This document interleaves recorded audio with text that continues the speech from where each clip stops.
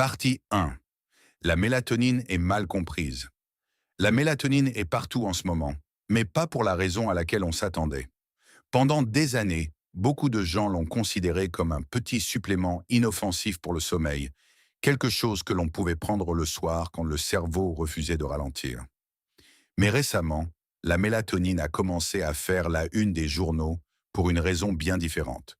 Une vaste étude a établi un lien entre l'utilisation de la mélatonine et des problèmes cardiaques graves, notamment un risque plus élevé d'insuffisance cardiaque, davantage d'hospitalisations liées au cœur, et même un risque plus élevé de décès, toutes causes confondues. Et quand les gens ont vu ces gros titres, le message a semblé terrifiant. Cela donnait l'impression que la mélatonine était un supplément qui pouvait discrètement endommager votre cœur alors que vous essayiez simplement de mieux dormir. Mais c'est exactement là qu'il faut prendre du recul, car un gros titre effrayant n'est pas synonyme de preuve irréfutable. La véritable histoire est plus compliquée et, à bien des égards, plus importante. La mélatonine pose de vrais problèmes, mais ces problèmes ne concernent pas vraiment l'insuffisance cardiaque. Le vrai problème réside dans la façon dont les gens l'utilisent, la quantité qu'ils prennent, et si la dose inscrite sur le flacon correspond ne serait-ce qu'un peu à ce qu'il contient réellement. Donc, avant de jeter votre mélatonine ou avant de prendre une autre pilule ce soir, vous devez comprendre ce que les données montrent réellement, ce qu'elles ne montrent pas et pourquoi la plupart des gens utilisent la mélatonine pour un problème de sommeil qu'elle n'a jamais été conçue pour résoudre. Partie 2. L'étude qui a fait paraître la mélatonine dangereuse. Maintenant, penchons-nous sur l'étude qui a généré tous ces gros titres alarmants, car à première vue, elle semble vraiment préoccupante. Les chercheurs ont examiné 5 années de dossiers médicaux électroniques de plus de 130 000 adultes. Ensuite, ils ont comparé les personnes dont le dossier médical mentionnait la prise de mélatonine avec celles pour qui ce n'était pas le cas. Et les résultats semblaient spectaculaires. Le groupe pour lequel la mélatonine était documentée présentait un risque d'insuffisance cardiaque 89% plus élevé. Il présentait également une augmentation d'environ 3 fois des hospitalisations liées au cœur et ils avaient un risque double de mortalité toutes causes confondues, ce qui signifie simplement le décès pour n'importe quelle raison. Si vous n'entendez que ces chiffres, il est facile de comprendre pourquoi les gens paniquent. On a l'impression que les utilisateurs de mélatonine tombaient plus souvent malades, allaient plus souvent à l'hôpital et mouraient à des taux plus élevés. Mais voici la partie que de nombreux gros titres omettent. Il s'agissait d'une étude observationnelle. Cela signifie que les chercheurs examinaient des tendances dans des données existantes. Ils ne donnaient pas de la mélatonine à un groupe et un placebo à un autre dans des conditions contrôlées. Ils ne prouvaient pas que la mélatonine causait l'insuffisance cardiaque.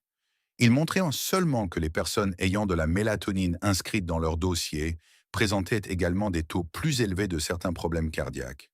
Et cette différence compte énormément. Car dans la recherche en santé, une association peut nous orienter vers une question importante. Mais elle ne peut pas nous donner la réponse finale.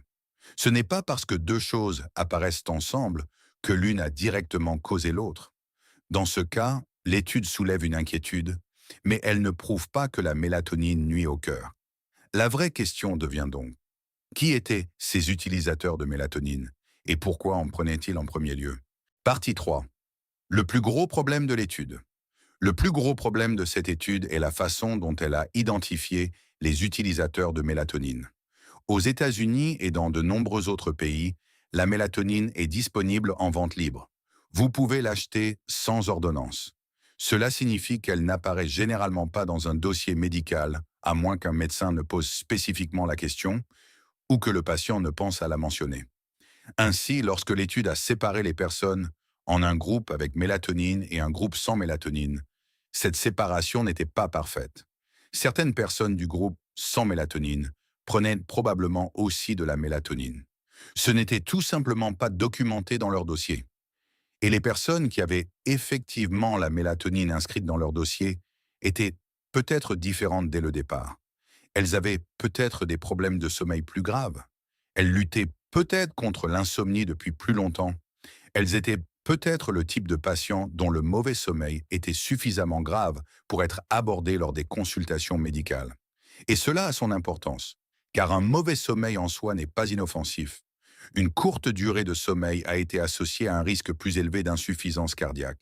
Donc si quelqu'un prend de la mélatonine parce qu'il n'arrive pas à dormir, le vrai danger n'est peut-être pas la mélatonine.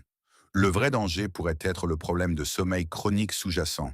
C'est pourquoi la mélatonine peut sembler coupable dans les données, même si elle n'en est pas la véritable cause. Elle peut simplement être un marqueur, le signe que quelqu'un fait déjà face à un mauvais sommeil, au stress ou à une insomnie à long terme. Donc, avant de blâmer la pilule, nous devons poser une question plus prudente. La mélatonine cause-t-elle ces problèmes cardiaques? Ou les personnes ayant des problèmes de sommeil plus profonds sont-elles plus susceptibles de prendre de la mélatonine en premier lieu? Et si le vrai problème est l'insomnie, alors se concentrer uniquement sur la mélatonine ferait passer à côté de la partie la plus importante de l'histoire. Partie 4. Ce que montrent réellement les essais randomisés. Lorsque l'on regarde au-delà des gros titres, le tableau devient très différent. La méthode la plus solide pour vérifier si quelque chose cause des dommages n'est pas seulement de regarder en arrière dans les dossiers médicaux. C'est d'étudier des personnes dans un cadre contrôlé où un groupe reçoit le traitement et un autre groupe y est comparé. Et lorsque la mélatonine a été étudiée de cette manière chez des personnes atteintes d'insuffisance cardiaque, les résultats ne soutiennent pas l'idée que la mélatonine endommage le cœur. Une revue récente a examiné des essais contrôlés randomisés impliquant des patients atteints d'insuffisance cardiaque. Dans ces essais, la mélatonine n'a pas semblé aggraver l'insuffisance cardiaque. En fait, les personnes qui ont pris de la mélatonine ont montré des améliorations de leur qualité de vie et de leur état fonctionnel. Elles ont également signalé moins de fatigue et certains marqueurs liés à l'insuffisance cardiaque se sont également améliorés. Ainsi, lorsque vous comparez le gros titre observationnel effrayant avec les données des essais contrôlés, la mélatonine commence à ressembler moins au méchant et plus à un spectateur innocent. Elle se trouve peut-être à côté du vrai problème, qui est le mauvais sommeil, mais cela ne signifie pas qu'elle a causé les dégâts. Mais cela ne signifie pas que la mélatonine est parfaite. Cela ne signifie pas que tout le monde devrait en prendre. Et cela ne signifie certainement pas que le supplément est sans risque. Car le vrai problème avec la mélatonine n'est pas l'insuffisance cardiaque. Le vrai problème est beaucoup plus pratique, beaucoup plus courant, et c'est quelque chose auquel presque personne ne pense en ouvrant le flacon le soir. Cela commence par la dose. Partie 5. Le premier vrai problème. La plupart des gens en prennent beaucoup trop. Le premier vrai problème avec la mélatonine est simple. La plupart des gens en prennent beaucoup plus que ce que le corps n'a jamais été conçu pour gérer.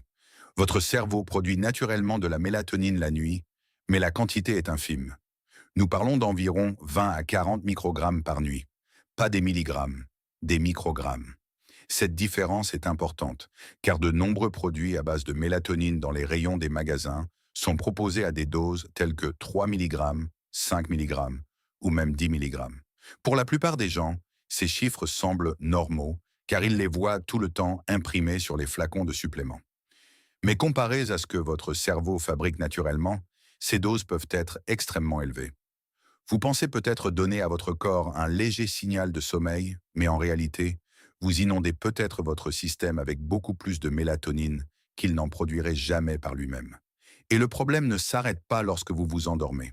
Lorsque vous prenez une forte dose le soir et que vous ajoutez cette dose à la libération naturelle de mélatonine de votre propre cerveau, vos niveaux peuvent rester élevés jusqu'au lendemain matin. C'est l'une des raisons pour lesquelles tant de gens se réveillent en se sentant groggy, lourds, dans le brouillard ou étrangement peu reposés après avoir pris de la mélatonine la veille au soir. Ils pensent que le supplément les a aidés à dormir, mais ensuite ils se réveillent avec l'impression que leur cerveau est encore à moitié endormi. Et dans un sens très réel, c'est peut-être exactement ce qui se passe. Il y a tout simplement trop de mélatonine qui circule encore, alors que la journée a déjà commencé. Le problème n'est donc pas seulement de savoir si la mélatonine est dangereuse ou sûre. Le problème est que de nombreuses personnes utilisent une hormone à des doses beaucoup plus élevées que ce que leur corps produit naturellement, sans se rendre compte de la puissance de cette différence.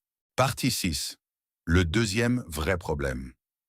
L'étiquette peut ne pas correspondre à la pilule, mais la dose imprimée sur le flacon n'est qu'une partie du problème. Le problème majeur est que la quantité de mélatonine contenue dans la pilule peut ne pas correspondre à ce qui est indiqué sur l'étiquette. Et c'est là que les choses deviennent beaucoup plus imprévisibles. Une étude publiée dans le Journal of Clinical Sleep Medicine a testé des produits courants à base de mélatonine. Ils ont examiné plusieurs marques et comparé la quantité réelle de mélatonine dans la pilule avec la quantité inscrite sur l'étiquette.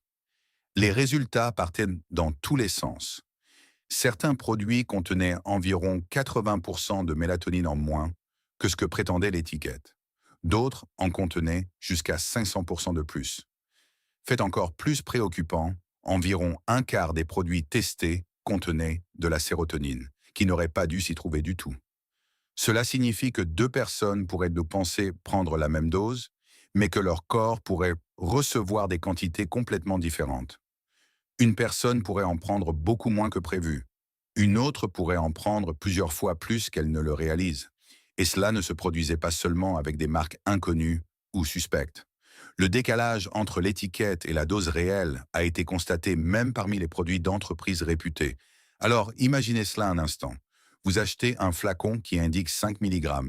Vous croyez prendre 5 mg chaque nuit. Mais selon le produit, l'âge du flacon et ce qu'il contient réellement, ce chiffre peut ne pas être exact du tout.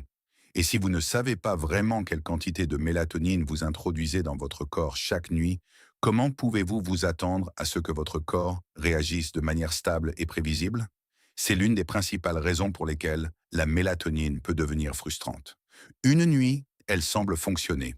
Une autre nuit, elle ne fait rien. Un autre matin, vous vous réveillez groggy et confus. Et le problème n'est peut-être pas votre corps. Le problème peut être la dose elle-même. Partie 7. Pourquoi la dose dans le flacon peut changer avec le temps? Il y a une autre raison pour laquelle la dose peut être si incohérente, et cela a à voir avec la nature même de la mélatonine. La mélatonine n'est pas un composé très stable. Avec le temps, elle peut se dégrader et se décomposer pendant que le flacon reste sur l'étagère. Et cela crée un problème pour les entreprises de compléments alimentaires, car la réglementation exige que le produit contienne toujours au moins la dose indiquée sur l'étiquette à la date de péremption. Alors, que peut-il se passer? Les fabricants peuvent ajouter un supplément de mélatonine au début pour s'assurer que le produit respecte toujours les indications de l'étiquette des années plus tard. Cela signifie que si un flacon indique que chaque pilule contient 5 mg de mélatonine, une pilule fraîchement fabriquée peut, en réalité, en contenir davantage. Elle pourrait contenir 7 mg, 8 mg ou même 9 mg lorsque le flacon est neuf. Ensuite, au fil du temps, cette quantité diminue lentement jusqu'à se rapprocher des 5 mg indiqués près de la date de péremption. Et cela rend la situation globale encore plus difficile à contrôler. La plupart des gens prennent déjà des doses bien supérieures à ce que le cerveau produit naturellement. De plus, la quantité réelle à l'intérieur de chaque pilule peut varier d'une marque à l'autre, d'un flacon à l'autre, et même en fonction du temps que ce flacon a passé à attendre. Donc, quand quelqu'un dit « La mélatonine a un effet étrange sur moi », ce n'est peut-être pas étrange du tout. Son corps réagit peut-être simplement à une dose qui n'est pas constante. C'est pourquoi la mélatonine peut sembler utile une nuit, inutile une autre nuit, et trop forte le lendemain matin. Elle n'est pas toujours prévisible car le produit lui-même peut ne pas être prévisible. Et cela nous amène à un malentendu plus profond. Même si la dose était parfaite, de nombreuses personnes utilisent encore la mélatonine pour le mauvais type de problème de sommeil. Partie 8. La mélatonine n'est pas un interrupteur de sommeil. C'est la partie que beaucoup de gens comprennent mal. La mélatonine est une hormone, mais ce n'est pas une hormone du sommeil de la manière dont la plupart des gens l'imaginent. Elle ne fonctionne pas comme un sédatif. Elle ne vous assomme pas. Elle ne force pas directement votre cerveau à s'éteindre. Ce que fait réellement la mélatonine, c'est aider à façonner votre rythme circadien. En termes simples, elle dit à votre cerveau « Il fait nuit maintenant ». Elle aide votre corps à s'aligner sur le cycle naturel de la lumière et de l'obscurité. La mélatonine n'est donc pas l'interrupteur de sommeil de votre corps. C'est plutôt le signal d'obscurité de votre corps. Et cette distinction est importante, car la plupart des personnes qui souffrent d'insomnie ne sont pas confuses quant au fait qu'il fasse nuit. Elles savent déjà qu'il est tard. Elles savent déjà qu'elles ont besoin de dormir. Elles peuvent même se sentir épuisées. Mais au moment où elles se mettent au lit, leur esprit s'active, leurs pensées s'emballent, Leur stress augmente, leur système nerveux reste en alerte. Ce problème n'est généralement pas un signal nocturne défectueux. Il s'agit souvent d'un état d'éveil conditionné ou d'une excitation conditionnée. Le cerveau a appris à associer le lit au fait d'être éveillé, de penser, de s'inquiéter, de faire défiler l'écran, de stresser ou d'essayer désespérément de s'endormir. Ainsi, même lorsque l'horloge indique qu'il est l'heure de dormir, le système nerveux refuse de s'apaiser. Et la mélatonine ne peut pas réparer cela. Elle ne diminue pas cette excitation apprise. Elle n'efface pas l'association entre l'heure du coucher et le stress. Elle renforce simplement le signal nocturne, et pour beaucoup de gens, ce n'est pas cette partie-là qui est défectueuse. Alors si la mélatonine n'est pas la vraie solution pour la plupart des gens, qu'est-ce qui aide vraiment? La réponse n'est pas un autre complément alimentaire. C'est un meilleur cadre pour le sommeil. Partie 9. Un cadre de sommeil qui ne dépend pas de la mélatonine. La vérité est là que le sommeil s'améliore généralement lorsque trois éléments fonctionnent ensemble. Votre rythme, votre environnement et votre système nerveux. Et vous n'avez pas besoin d'une routine compliquée pour commencer à corriger ces éléments. Vous avez besoin de quelques habitudes régulières qui envoient les bons signaux à votre corps chaque jour. La première habitude commence le matin. Essayez de vous réveiller à la même heure tous les jours, même le week-end.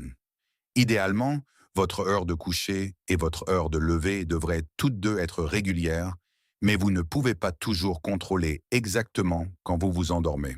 Ce que vous pouvez contrôler, c'est le moment où vous sortez du lit. Une heure de réveil constante ancre votre rythme circadien et aide à régler l'horloge pour la nuit de sommeil suivante. Ensuite, dans les 30 premières minutes suivant votre réveil, exposez-vous à la lumière extérieure. La lumière du soleil matinal aide à stopper la production de mélatonine, réinitialise votre horloge interne et indique à votre corps que la journée a commencé. L'éclairage intérieur n'est généralement pas assez fort pour bien le faire. Et si vous vous réveillez avant le lever du soleil, il peut être utile de discuter avec votre médecin pour savoir si une lampe de luminothérapie serait judicieuse pour vous. Au fil de la journée, la caféine devient un autre facteur majeur.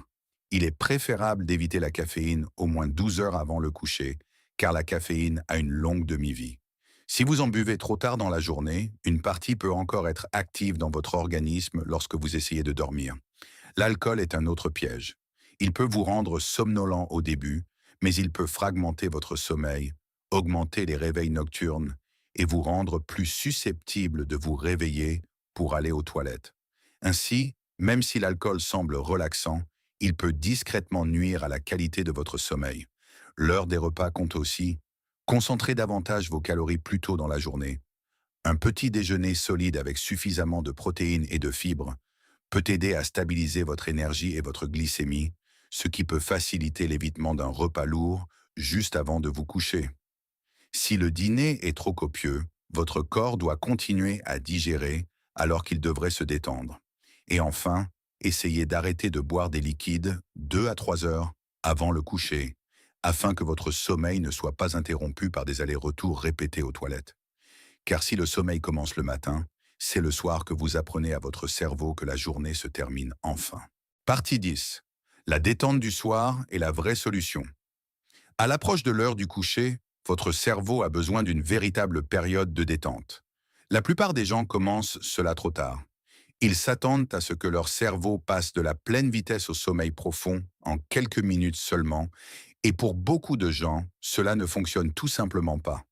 Environ 1 heure avant de vous coucher, commencez à tamiser les lumières.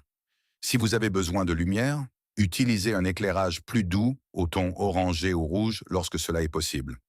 La lumière vive, en particulier la lumière bleue des ampoules ordinaires, des téléviseurs, des téléphones et des ordinateurs, envoie un signal de jour au cerveau et peut rendre l'endormissement plus difficile. Mais il n'y a pas que la lumière. Il y a aussi la stimulation. Lire les actualités, faire défiler les réseaux sociaux, répondre à des emails professionnels ou regarder du contenu stressant maintient votre esprit actif au moment précis où vous voulez qu'il ralentisse. Mettez donc en place une routine calme et prévisible. Faites des étirements légers. Pratiquez une respiration lente. Méditez pendant quelques minutes. Lisez un livre papier. Si votre esprit s'emballe la nuit, écrivez les choses. Vous pouvez faire une courte liste de vos inquiétudes, rédiger un plan simple pour demain, ou même noter 3 bonnes choses qui se sont passées pendant la journée. Mettre ces pensées sur papier aide votre cerveau à arrêter de les ressasser au lit. Une douche ou un bain chaud environ 1 heure avant de dormir peut également aider. Cela augmente la température de votre corps et le refroidissement qui se produit ensuite peut signaler à votre cerveau qu'il est temps de dormir. Ensuite, gardez votre chambre fraîche, sombre et silencieuse. Laissez votre lit devenir un endroit que votre cerveau associe au sommeil et non au stress, au défilement sur les écrans ou à la frustration. Et c'est là la véritable leçon. Un meilleur sommeil ne vient généralement pas du fait de forcer le corps avec un complément alimentaire. Il vient de l'alignement de votre rythme, de votre environnement et de votre système nerveux. La mélatonine peut avoir sa place pour certaines personnes, mais pour la plupart de celles qui luttent contre l'insomnie, elle ne s'attaque pas aux problèmes de fond. La solution n'est pas toujours facile, mais elle est simple. Et lorsque vous réparez les fondations de votre sommeil, vous donnez à votre corps quelque chose de bien plus puissant qu'une pilule. Un signal clair qu'il est enfin en sécurité pour se reposer.